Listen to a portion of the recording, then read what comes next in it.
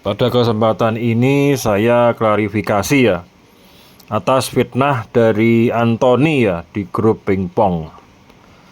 Jadi video yang saya upload di dalam grup itu dibuat di dalam area Royal Medit ya.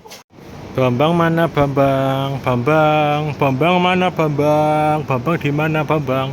Dengan tujuan untuk memanggil atau mencari untuk Pak Bambang itu supaya aktif gitu loh maksudnya. Jadi dalam kondisi lagi liga ya, pertandingan antar member itu supaya Pak Bambang itu aktif, maksudnya itu begitu. Nah kemudian dihapus terus oleh Pak Anthony. Nah kemudian saya kan bertanya kenapa kok dihapus. Nah dia jawab itu video mengolok-olok orang senior, orang sudah berumur mengolok-olok. Loh, kenapa? Saya juga heran gitu loh. Saya tidak ada tujuan mengolok-olok, tetapi kenapa dia berpikiran negatif? Olok-olok itu semacam mengejek gitu loh. Nah, kan saya heran juga kenapa sudah saya jawab itu bukan mengejek, tetapi untuk memanggil gitu loh, mengundang. Tapi Pak Anthony ini tidak peduli, terus saja menuduh bahwa video itu adalah negatif. Saya juga heran gitu loh, ya saya nggak terima dong. Saya udah jawab dan videonya tidak ada unsur mengejek, kenapa dia menfitnah saya gitu loh.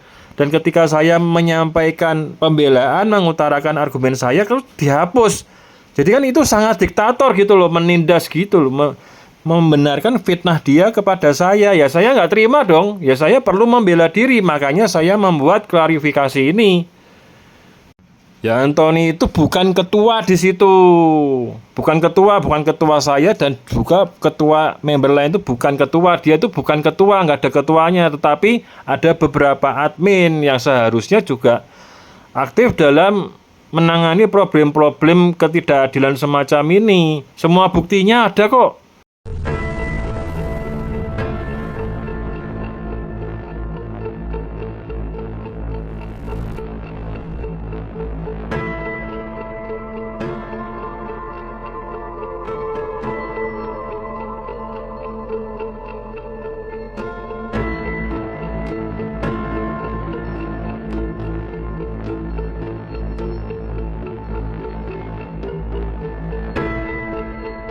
Kemarin siang ya habis pingpong itu kami pergi ke rumah makan ya, makan siang ya dengan Pak Bambang.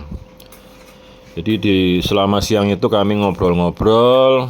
Yang perlu saya sampaikan inti-intinya adalah pertama bahwa Pak Bambang itu tidak mempermasalahkan video yang saya buat karena itu dianggap sebagai panggilan seorang teman ya, seorang kawan ya. Ya kan kami kan udah lama kenal ya, terutama di aktivitas pingpong. Ya kemudian umur kami itu jaraknya sekitar 10 tahun ya, sekitar 10 tahun. Tetapi kalau saya lihat Pak Bambang itu kan ya masih muda ya, saya anggap tuh masih muda, masih energik, badannya juga bagus. Jadi benar bahwa beliau itu tidak ada rasa negatif apapun dari video itu, karena memang itu panggilan. Dan video panggilan macam itu dulu pernah dibuat ketika kami akan rapat di Jasmine. Saya membuat video panggilan yang mirip-mirip seperti itu. Jadi tidak ada masalah dengan video itu di dalam grup kami. Yang kedua yaitu kami membicarakan bahwa memang grup pingpong itu tidak ada ketuanya ya. Jadi saya menanyakan apakah benar bahwa Anthony itu adalah ketuanya Pak Bambang. Pak Bambang menjawab bukan, ya bukan, memang tidak ada ketuanya, dia bukan ketua. Beliau menjawab begitu, membenarkan ya bahwa tidak ada ketua. Tetapi yang dilaksanakan oleh Anthony itu seakan-akan dia itu memonopoli atau mengetuai segala keputusan gitu loh, mendadak keputusan oleh diri sendiri, membuat aturan membuat aturan-aturan itu ya diri dia sendiri. Nah itu kan udah tanda-tanda JK jilid 2 itu. Yang ketiga adalah ini masalahnya fokus pada video ya, video pada malam di Royal Madrid itu satu video. Jadi kalau bicara itu jangan merembet kemana-mana. Hal-hal yang telah lalu diungkit-ungkit, yang lalu juga baik-baik saja, nggak ada masalah kok. Diungkit-ungkit inilah itulah. Nah, kalau yang mengirim stiker-stiker yang heboh itu kan kadang juga para senior ngirim juga nggak masalah. Tetapi kalau ketika ada saya yang ngirim stiker gitu kok jadi masalah.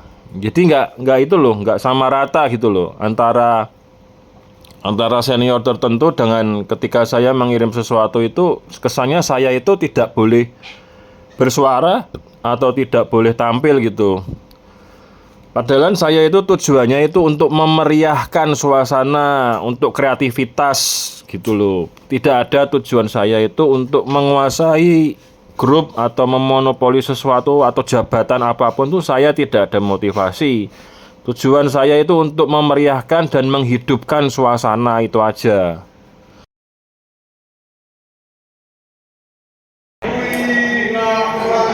Wah, amin. Bilangnya kurang tidur gimana?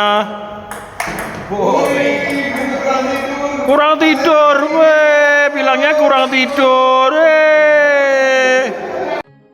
Edsuk mana Edsuk? Edsuk di mana ya Edsuk ya? Edsuk.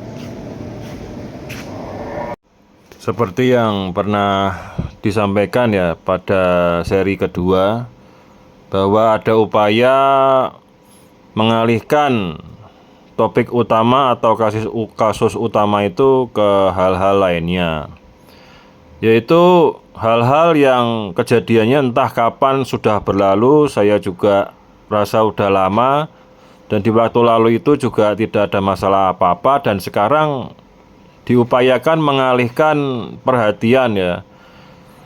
Jadi bukan topik utama atau kasus utama yang dibahas, bahwa dia itu sudah menfitnah saya, jelas-jelas terbukti ya. Dia itu gimana ya, aneh ya.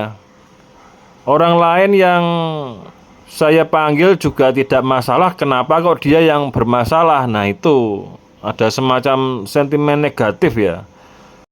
Bila mau mengungkit-ungkit problem ya di masa lalu ya, dia itu ada problem ya, minimal itu 4 problem. Tetapi saya tidak mau mengungkapkan atau menceritakan ya, karena kan kasusnya berfokus pada fokus kasus yang sesuai dengan waktu dan topiknya ya, terakhir itu ya, yang menjadi fitnah kepada saya.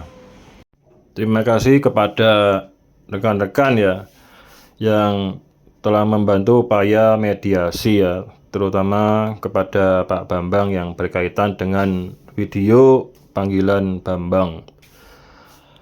Hanya saja oknum ini tidak berani ketemu ya, dengan banyak alasan. Pertama itu.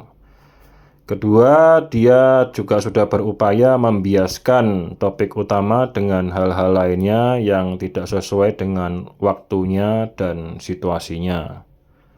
Ketiga, dia berusaha merusak logika ya, memanfaatkan kemampuan logika orang-orang sekitarnya untuk memanipulasi ya suatu contoh ya. Bila penilaian yang salah pertama kali terhadap suatu objek ya, suatu objek itu misalnya hal yang benar disalahkan atau yang salah dibenarkan, itu pada mulanya itu penilaian yang salah. Jadi proses-proses selanjutnya itu tetap membawa objek penilaian yang salah. Berenang jam 10 mulainya setiap minggu nih. Suatu contoh orang yang cari gara-gara atau cari-cari masalah negatifnya orang lain ya, ini suatu contoh kasus saja. Ya bisa saja beranggapan, wah ini orang kurang ajar ya, di kolam renang mensyuting video wanita. Nah, seorang wanita yang berbahasa China disyuting oleh orang ini ya, seorang pria yang syuting ya, orang ini nggak sopan. Nah, itu suatu contoh. Contoh lagi, membentuk grup ya, grup olahraga. Tiba-tiba menawarkan apakah grup warga akan digabungkan juga. Saya juga heran ada orang kok pikirannya begitu ya, aneh ya. Ada apa ya di balik ini ya? Masa grup olahraga mau digabungkan dengan grup warga? Ya nggak klop dong. Kan nggak semua warga cocok dengan olahraga itu, olahraga tertentu aja. Kan aneh. Jadi penilaian mula-mulanya salah, proses-proses selanjutnya ya tetap itu salah yang dipertahankan oleh dia karena dia terlalu menjiwai seakan-akan dia itu menjadi orang lain. Hal itu udah beberapa kali terjadi ya sebelum hal ini. Jadi seakan-akan dia itu bisa menjadi orang lain gitu loh. Jadi penilaian dia itu ya menurut dia sendiri, dia nggak tahu kalau hubungan antara A dan B itu baik, akrab, suka bercanda gitu loh. Nah kalau dia memang hubungannya dengan A itu tidak baik atau baru kenal ya bukan, jangan menyamakan hubungan orang lain dengan hubungan dia itu. Nah itu salahnya dia.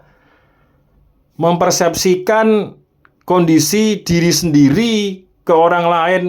Ya nggak bisa begitu, orang hubungannya mereka beda dengan kamu kok mau disamain. Grup olahraga itu dibentuk itu minimal oleh 5 orang ya.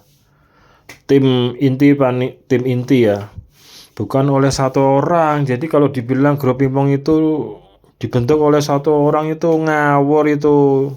Itu hanya pencitraan aja, memang mau menonjolkan dirinya sendiri.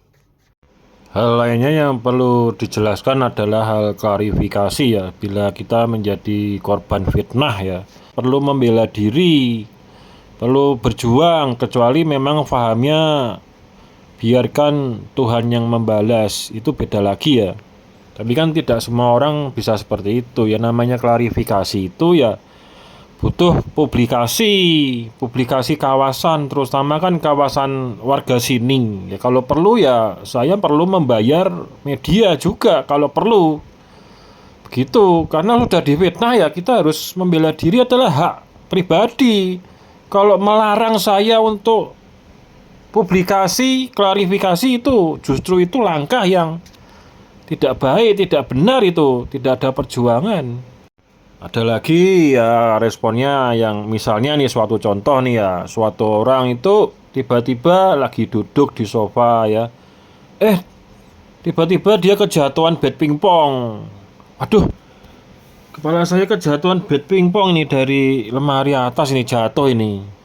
Nah, kemudian rekannya itu merespon gitu kan, responnya beginilah, itu kan karma.